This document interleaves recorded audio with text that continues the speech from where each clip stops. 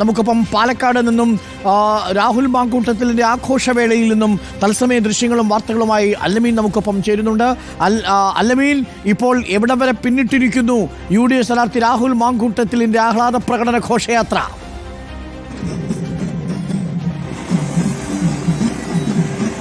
Palakkad college road പിന്നിട്ട് പോയിക്കൊണ്ടിരിക്കുകയാണ്. അങ്ങനെ വളരെ വേഗത്തിൽ കടന്നു പോകാനാകാത്ത വിധം വലിയ കൂട്ടമാണ്, ജനസാഗരമാണ് പാലക്കാട്ടേക്ക് ഒഴുകിയെത്തിയിരിക്കുന്നതെന്നുള്ള കാര്യത്തിൽ സംശയമില്ല. അങ്ങനെ വൃത്തിയുടെയും വേഗത്തിലാണ് രാഹുൽ മാങ്കൂട്ടത്തിന്റെ ഈ ആഘോഷ റാലി കടന്നു പോകുന്നത് എന്നുള്ള കാര്യത്തിൽ സംശയമില്ല. ഈ പറയുന്ന ലക്ഷ്യസ്ഥാനത്തേക്ക് എത്താൻ ഇനിയും സമയമെടുക്കുമെന്നുള്ളതും ഉറപ്പാണ്. അത്രമേൽ വലിയ പ്രവർത്തക പങ്കാളിത്തവും അവരുടെ ആവേശവും അലതല്ലുന്നൊരു കാഴ്ച കൂടിയാണ് നമുക്ക് പാലക്കാട് കാണാൻ സാധിക്കുന്നത്.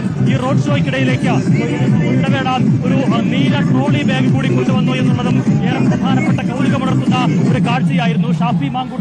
ഷാഫി പറമ്പിലും രാഹുൽ മാങ്കൂട്ടത്തിലും ചേർന്ന് ആ നീല ട്രോളി ബാഗ് തുറന്നു കാണിക്കുന്ന ഒരു കാഴ്ചയും ഈ ഘോഷയാത്രയിൽ അണിനിരന്നിരിക്കുന്ന പ്രവർത്തകരിൽ ആവേശം ഇരട്ടിപ്പിക്കുന്ന ഒരു സാഹചര്യം കൂടി നമുക്ക് കാണാമായിരുന്നു. അങ്ങനെ ഈ തെരഞ്ഞെടുപ്പ് പ്രചരണ കാലയളവിൽ തങ്ങൾക്കെതിരെ എന്തെല്ലാം ആയുധമാക്കിയോ അതിനെയെല്ലാം തിരിച്ചെതിരാളികളുടെ ഗോൾ പോസ്റ്റിലേക്ക് അടിക്കുന്നതിനുള്ള അവസരമായി ഈ തെരഞ്ഞെടുപ്പ് വിജയത്തെയും ഈ കൂറ്റൻ ഭൂരിപക്ഷത്തെയും കോൺഗ്രസ് നേതൃത്വം പ്രത്യേകിച്ച് രാഹുൽ മാങ്കൂട്ടത്തിലും ഷാഫി പറമ്പിലും നോക്കിക്കാണുന്നു എന്നുള്ളതാണ് ഏറെ പ്രധാനം. ഉമ്മൻചാണ്ടിയുടെ ഫോട്ടോ ഉൾപ്പെടെ ഉയർത്തിപ്പിടിച്ചുകൊണ്ടാണ്, ഒപ്പം ആ ട്രോളി ബാഗ് ഉൾപ്പെടെ ഉയർത്തിപ്പിടിച്ചുകൊണ്ടാണ് ആ പ്രവർത്തകർ ഈ പങ്കെടുത്തുകൊണ്ടുപോയിരിക്കുന്ന കാര്യത്തിൽ സംശയമില്ല. നമുക്കിപ്പോൾ ദൃശ്യങ്ങൾ കാണാം. ഒരു പ്രവർത്തകൻ നീല ട്രോളി ബാഗ് ഉയർത്തിപ്പിടിച്ചുകൊണ്ട് ഈ പറയുന്ന ഘോഷയാത്രയിൽ അല്ലെങ്കിൽ ഈ പറയുന്ന വിജയ യാത്രയിൽ അണിനിരക്കുന്നത് കൂടി നമുക്ക് കാണാം. നീല ട്രോളി ബാഗ് ഈ തെരഞ്ഞെടുപ്പ് പ്രചരണത്തിന് പാലക്കാട്ട് ഉപതെരഞ്ഞെടുപ്പ് പ്രചരണത്തിൽ ഏറ്റവും കൗതുകമായി മാറിയ അല്ലെങ്കിൽ ഏറ്റവും ചർച്ചകൾ തീർത്ത ഏറ്റവും വിവാദങ്ങളിലേക്ക് വഴിവെച്ച ആ നീല ട്രോളി ബാഗും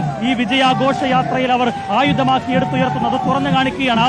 ആ പെട്ടിക്കകത്തൊന്നുമില്ല. പക്ഷേ രാഹുലിനെ സംബന്ധിച്ച് ആ പെട്ടി നിറയെ വോട്ടായി മാറി എന്നുള്ളതാണ്. ഇന്നലെ രാഹുൽ മാങ്കൂട്ടത്തിൽ നമ്മളോട് സംസാരിക്കുമ്പോഴും പറഞ്ഞത് ആ പെട്ടി വിവാദത്തിലൂടെ 3000 വോട്ട് തന്റെ പെട്ടിയിലായി എന്ന് ഇന്നലെ രാഹുൽ മാങ്കൂട്ടത്തിൽ പറഞ്ഞിരുന്നു. അങ്ങനെ തങ്ങൾക്കെതിരെ എന്തെല്ലാം ആയുധമാക്കിയോ, തങ്ങൾക്കെതിരെ എന്തെല്ലാം എടുത്തുപയോഗിച്ചോ എതിരാളികൾ അതിനെയെല്ലാം തിരിച്ച് അതേ നാണയത്തിൽ ഉപയോഗിച്ചുകൊണ്ട് തന്നെയാണ് UDF കടന്നു പോകുന്നത് എന്നുള്ള കാര്യത്തിൽ സംശയമില്ല.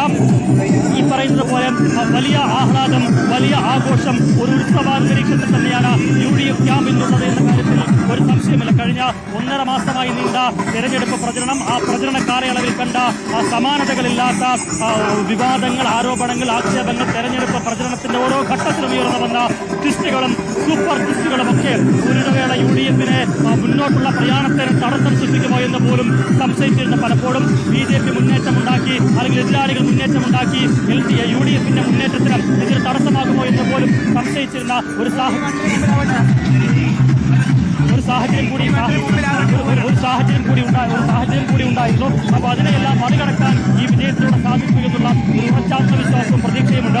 മറ്റൊന്ന്, അരുൺകുമാർ ഈ BJP വലിയ പ്രതീക്ഷ പുലർത്തുകയും BJP അവരുടെ A ക്ലാസ് മണ്ഡലമായി എല്ലാ കാലവും കാണുകയും ചെയ്യുന്ന പാലക്കാട് മണ്ഡലം, ആ പാലക്കാട് മണ്ഡലത്തിൽ അവിടെ തന്നെ അവരുടെ ഉറച്ച കോട്ടയായ മുനിസിപ്പാലിറ്റി, അങ്ങനെ BJP കാലങ്ങളായി അടക്കി വാടുന്ന BJPയുടെ കോട്ടസ്ഥലങ്ങളിലേക്ക് പോലും പാലക്കാട് UDFനെ കടന്നു കയറാനായി എന്നുള്ളതും അവരെ സംബന്ധിച്ചിടത്തോളം ഏറെ പ്രധാനമാണ്.